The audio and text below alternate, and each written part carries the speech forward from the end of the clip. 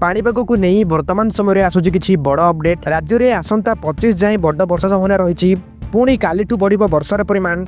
गांगेय पश्चिम और तेलंगाना पर्यंत व्यापी ड्रपलाइन प्रभाव में राज्य में अनेक स्थान में हालुकर मध्यम धरण वर्षा संभावना रही। केतेक स्थान में बिजुली घड़घड़ी सहित कुआपथर माडर पूर्वानुमान करिछि भुवनेश्वर पाणीपाग केन्द्र। गतकाली राति विभिन्न स्थान में प्रबल वर्षा सांगक बिजुली और घड़घड़ी मारिथिला। सेहीपरि आगामी दिन मानकरे प्रबल मात्रा वर्षा हेबा सहित विभिन्न जिल्लागुड़ी को ऑरेंज वार्निंग ता सहित येलो वार्निंग अलर्ट जारी होइछि।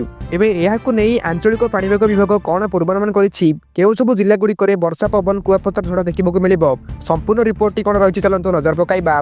किंतु ता आगु आपण माने वीडियो को लाइक करि नियंतु, ता सहित चैनल को सब्सक्राइब करी एही वीडियोटी आपण माने केउन जिल्लार देखुचंती एवं आपण मानको सेपटे पाग किबुली रहिछि गोटिए कमेंट कर जणांतु।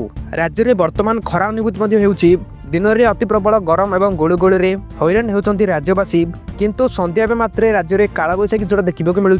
विभिन्न जगह बिजुली घड़घड़ी सहित हालुकर मध्यम धरण वर्षा हेबा नहीं रेकर्ड मध्य करा जायछि। अन्यपटे राज्य में ड्रपलाइन प्रभाव में आसंता 25 तारिख पर्यंत राज्य में जारी रहिबो वज्रपात वर्षा। उत्तर आभ्यंतरीण ओडिशा समेत उपकूल ओडिशा रे प्रबल वर्षा सहित बिजुली घड़घड़ी एवं कुआपथर वृष्टि हेबो बोली पूर्वानुमान करिछि आंचलिक पाणीपाग केन्द्र। काली प्रचंड वज्रपात सहित प्रबल वर्षा एवं कुआपथर वृष्टि नहीं 4 जिला को ऑरेंज वार्निंग अलर्ट जारी करा जायछि। केन्दुझर, मयूरभंज, बालेश्वर एवं भद्रक जिले में 70 ରୁ 200 मिलीमीटर पर्यंत वर्षा सहित घंटा प्रति 50 ରୁ 60 किलोमीटर बेगर पवन बहबा नहीं सतर्कता जारी करा जायछि। सेहिभଳି उपकूल एवं आभ्यंतरीण ओडिशा रे 14 जिला को येलो वार्निंग अलर्ट मध्य जारी होछि। सेही जिला गुड़िक मध्य हेउछि केन्द्रापड़ा, जगतसिंहपुर, कटक, खोर्धा, पुरी, जाजपुर, नयागड़ा, ढेंकानाल, अनुगोल, बौद्ध, देवगढ़, संबलपुर, सुंदरगढ़ एवं झारसुगुड़ा को वज्रपात को नहीं सतर्कता जारी कर जायछि। एही सब जिल्ला रे 30 ରୁ 40 किलोमीटर बेगर झटका पवन बहबा सहित 70 ରୁ 110 मिलीमीटर पर्यंत वर्षा हो पारे। पर आसंता 23 तारिख बेलू राज्य में वज्रपात को नहीं 7 जिला को येलो वार्निंग अलर्ट मध्य जारी कर जायछि।